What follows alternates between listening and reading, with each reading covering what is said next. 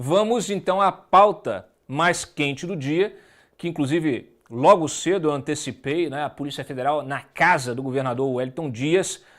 Acabou que ele não era o alvo, o principal alvo era a esposa, a Rejane Dias, que é deputada federal também pelo PT e que teve o seu gabinete revistado aqui pela PF.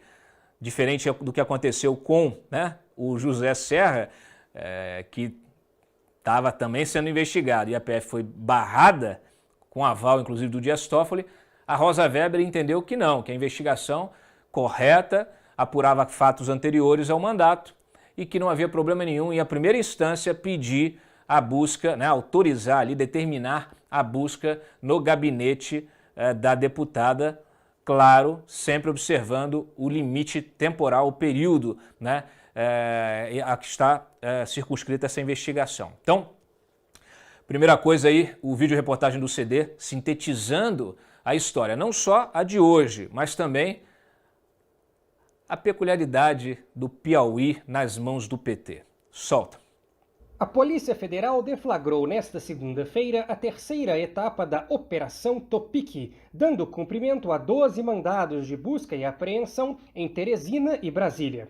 As operações investigam os crimes de organização criminosa, corrupção ativa e passiva, lavagem de dinheiro e crimes de licitação, supostamente praticados na Secretaria de Educação do Piauí. Segundo as investigações, entre os anos de 2015 e 2016, agentes da Secretaria de Educação se associaram a empresários do setor de locação de veículos para o desvio de, no mínimo, 50 milhões de reais de recursos do Fundeb e do Programa Nacional de Apoio ao Transporte do Escolar, o PNAT. De acordo com a PF, os recursos públicos desviados, quantificados em relatórios de auditoria da CGU, foram obtidos a partir de pagamentos superfaturados em contratos de transporte escolar.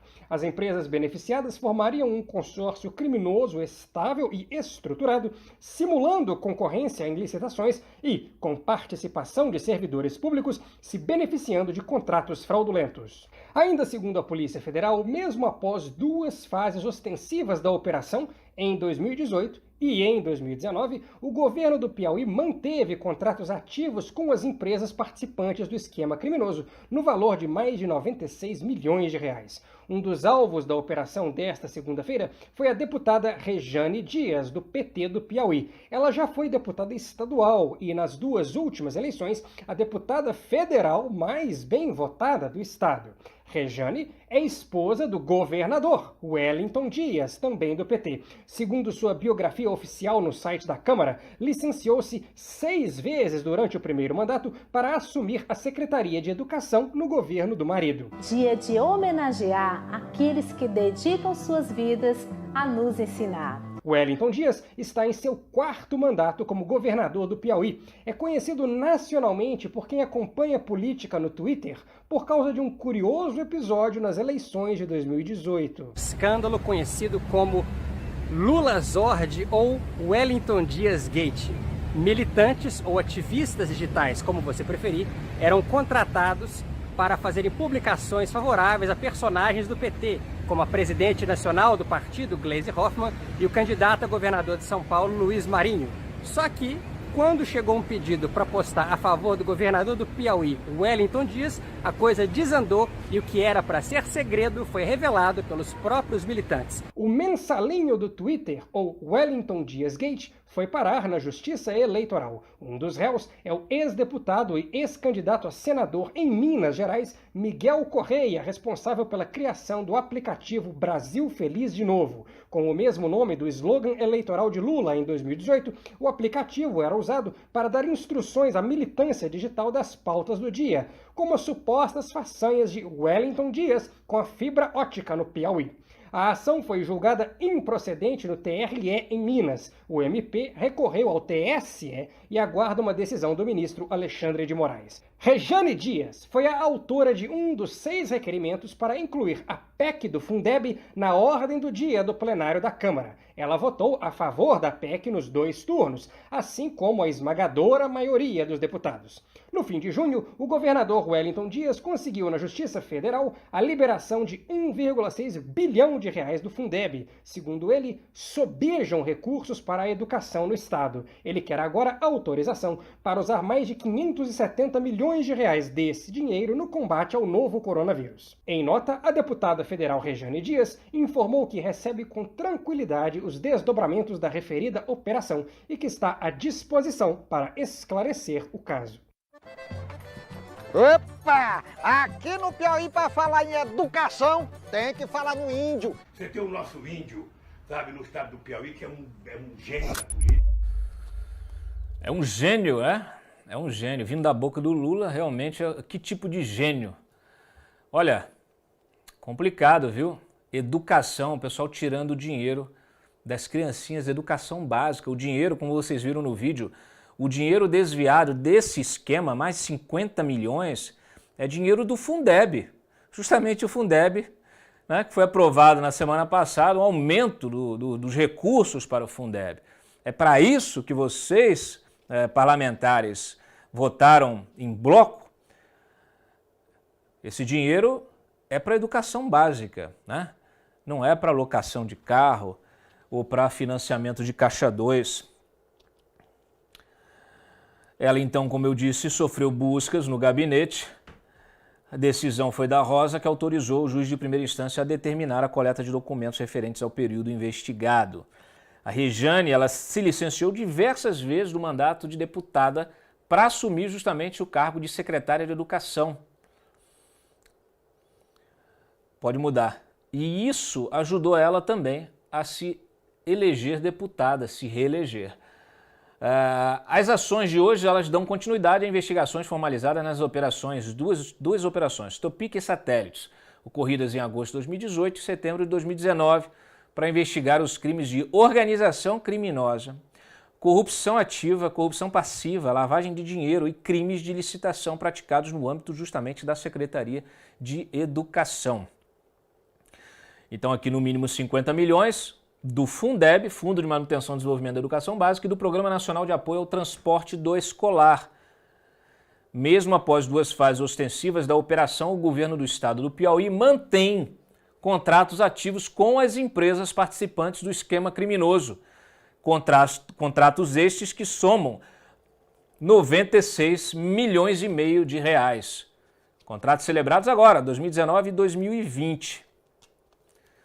Os recursos públicos desviados, quantificados em relatórios da auditoria da CGU, foram obtidos a partir de pagamentos superfaturados em contratos de transporte escolar. Há indícios de que essas mesmas empresas já atuam em fraudes licitatórias em dezenas de municípios do Piauí desde 2008. Então, a gente está falando de 50 milhões, é só a pontinha do iceberg. Acho que os petistas já não podem mais falar da merenda, né? Do roubo da merenda lá, da gestão tucana. Mas esse é o estado de coisas desse país, né? É isso. Vocês podem ver nas campanhas, ou eles fazem um acordo mútuo de silêncio para ninguém acusar o outro de nada, ou vira realmente o barraco, né? Porque é corrupção de um lado, corrupção de outro, é uma baixaria, sempre. A política brasileira é uma baixaria. Bom, a delegada da PF, Milena Calandi, deu uma coletiva via live, né? E disse que a Rejane Dias recebeu sim vantagem indevida. Vantagem indevida, gente, é o seguinte, é um eufemismo para propina, tá bom? Eles não deram detalhes. Pode botar a próxima, Freitas. E aí nós publicamos como funcionava esse esquema, quer dizer, o rastro do dinheiro. Segundo a PF, as fraudes começaram pelo direcionamento de licitações entre 2015 e 2017. A pasta desqualificava as propostas mais baratas, vejam só, e favorecia as empresas do grupo criminoso com valores superfaturados. No período do esquema, justamente a pasta era comandada pela Rejane, mulher do governador. Com os contratos firmados, as empresas recebiam recursos do Fundeb e do PENAT.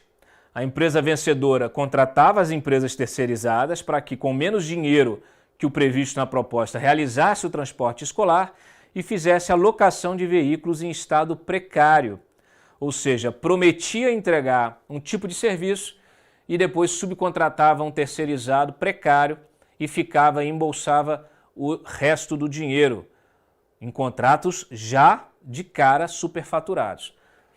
A partir do contrato, as empresas faziam então essa subcontratação parcial ou integral. Os serviços eram prestados por terceirizados em condições precárias e de total insegurança.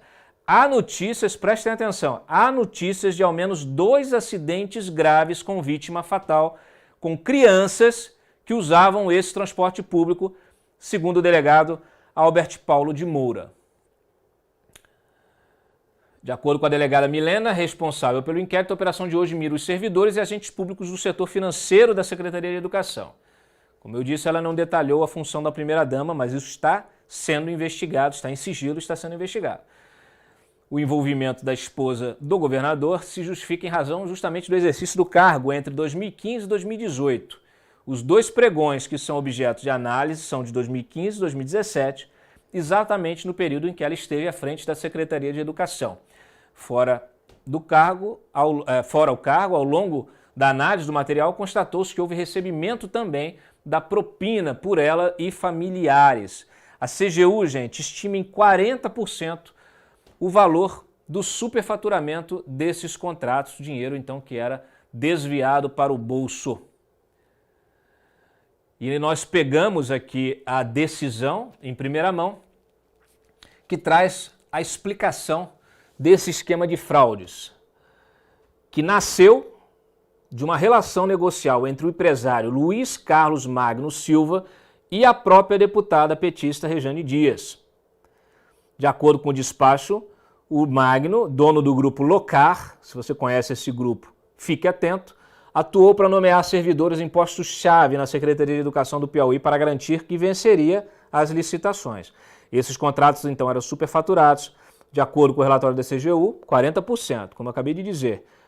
As empresas do Grupo Locar são suspeitas, então, de desviar esses 50 milhões com a Secretaria, conivência da Secretaria de Educação.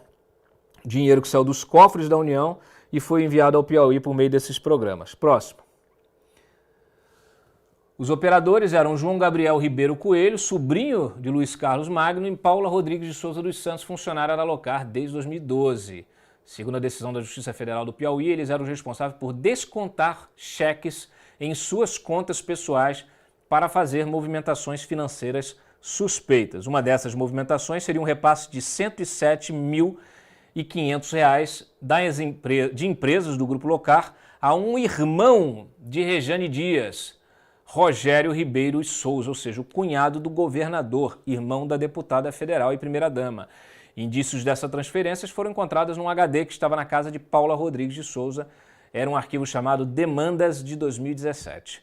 Segundo o juiz, a relação negocial entre Rejane e as empresas do esquema começou em 2013, quando ela ainda era deputada estadual.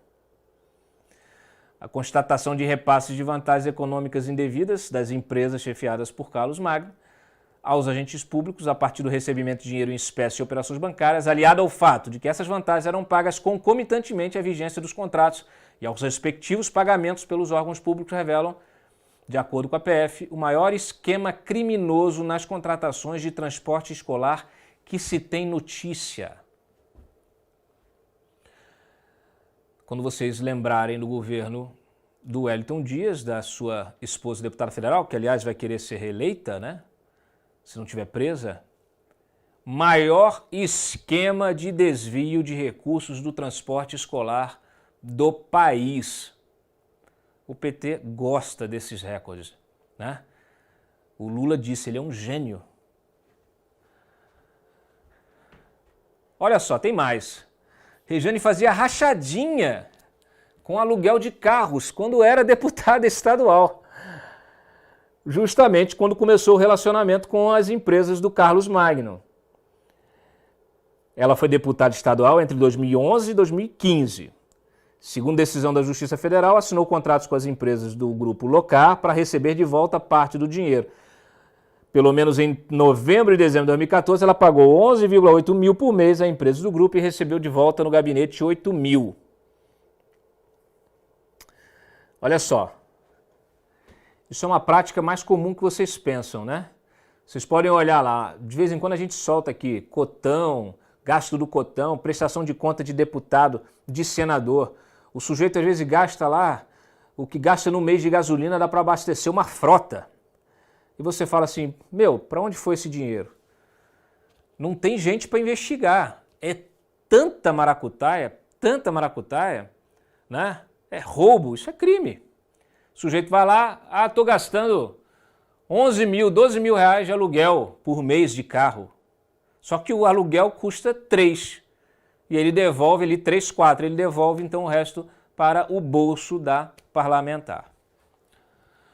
E a gente não sabe se pode ter rolo, mas registramos que a Rejane, né, já gastou neste ano 127 mil reais da cota parlamentar, dinheiro público, a que os congressistas têm dinheiro a usar todo mês. E ela gasta a maior parte desta cota... Não, volta. A Regiane gastou 127 mil reais da cota parlamentar, o chamado cotão. E o que ela gastou mais? No que ela gastou mais? Em bala? Em viagem de avião? Em papel de carta? Em grampeador? Não. Em locação de carro. Ah lá. Em janeiro e fevereiro, por algum motivo, ela precisou alugar 2 carros ao mesmo tempo. Gastou 12.700 em cada mês com essa finalidade para ter à sua disposição um Corolla e uma Hilux SW4. A partir de março, com o início da pandemia, ela passou a alugar somente um carro, uma Trailblazer por 9 mil mensais. Olha só que bacana. Aí é claro, você vai lá, todos os recibos estão disponíveis. Óbvio, todos os recibos estão lá. Não tem nada de errado a princípio. Como é que você vai saber, né, que a empresa que recebe emite a nota e depois esse dinheiro, parte desse dinheiro é devolvido em espécie para o deputado, a deputada que está pagando por esse serviço? Né? É muito difícil fiscalizar, mas eu digo para vocês, é um trabalho insano. Esses agentes públicos parece que eles só se elegem e desde baixo, né? Vocês viram aí, para roubar, e vai só se sofisticando. Então aquele que diz para você assim, não, eu só fiz rachadinha, todo mundo faz. É uma questão de oportunidade, gente, né? A ocasião faz o ladrão. O sujeito que faz rachadinha, você pode ter certeza que lá na frente ele vai fazer um rachadão. Pode ter certeza. E lógico, aí ela turbinou a sua reeleição à frente da Secretaria de Educação, provavelmente com dinheiro honesto, declarado, tudo direitinho, né? Recebeu 134 mil votos e foi a mais bem votada do Estado. Não precisamos lembrar, né, do esquema aí que o CD acabou de colocar no vídeo dele, o esquema de mensalinho do Twitter. Então não é uma prática nova também do bolsonarismo, né? Eles pagavam as pessoas para falar bem, né? Tudo bem, olha como ele é bom, como o governador é bom, como essa deputada é maravilhosa, como ela é fantástica. Põe lá. Põe lá. Bom, as reações, né?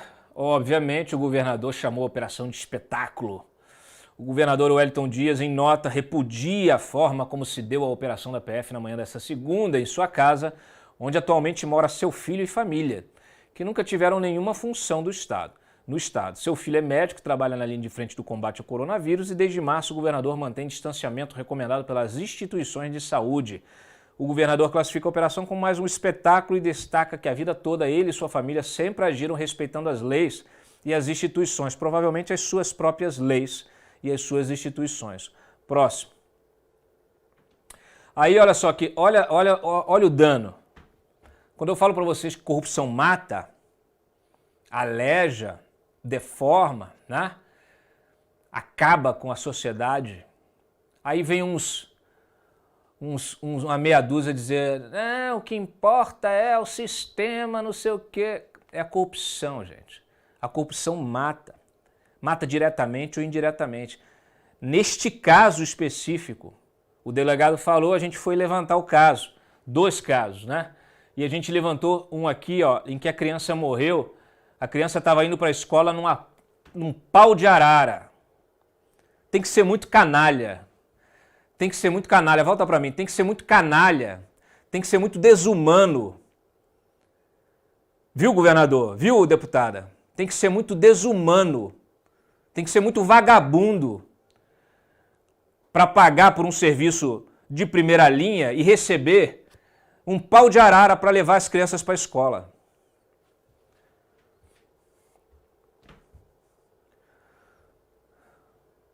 César levantou para a gente a história.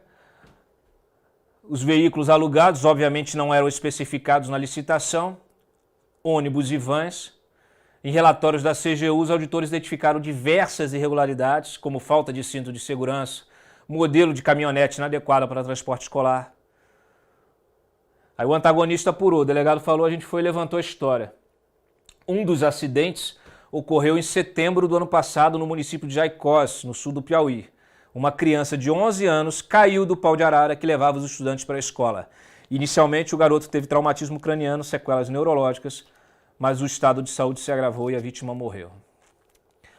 O motorista estava com a CNH vencida, havia 6 anos, e foi indiciado por lesão corporal grave culposa no trânsito, omissão de socorro, fuga do local do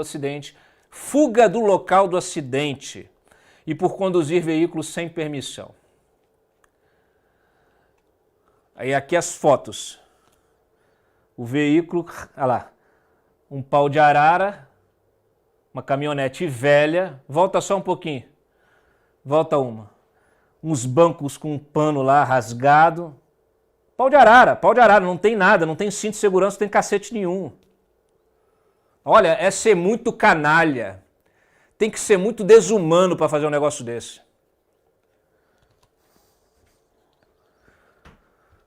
Era óbvio, né? Paulo Martins foi no Twitter, falou com a gente, né? Falou com a gente ali. O dinheiro não era para a educação das criancinhas. Lógico, o Brasil é assim, nunca se fala em como gastar dinheiro público, mas em quanto gastar. Sempre houve inúmeras denúncias sobre desvios no Fundeb, mas nunca deram grande atenção a isso. Mesmo com o dinheiro sendo drenado pela corrupção, aprovamos o aumento na semana passada. Parece que a operação de hoje mostra o real motivo do PT comemorar tanto a aprovação. O dinheiro não era para a educação das criancinhas, era para o deleite dos malcriados, dos malfeitores do partido. Próximo. O Congresso será cúmplice. Ouvimos vários deputados que falaram justamente disso. O Felipe Orleans de Bragança, o Congresso será cúmplice de fraudes, ineficiência, corrupção e do resultado pífio do ensino brasileiro daqui para frente. Justificou seu posicionamento criticando principalmente o fato das mudanças propostas lá na questão do Fundeb serem travadas na Constituição por meio de uma PEC.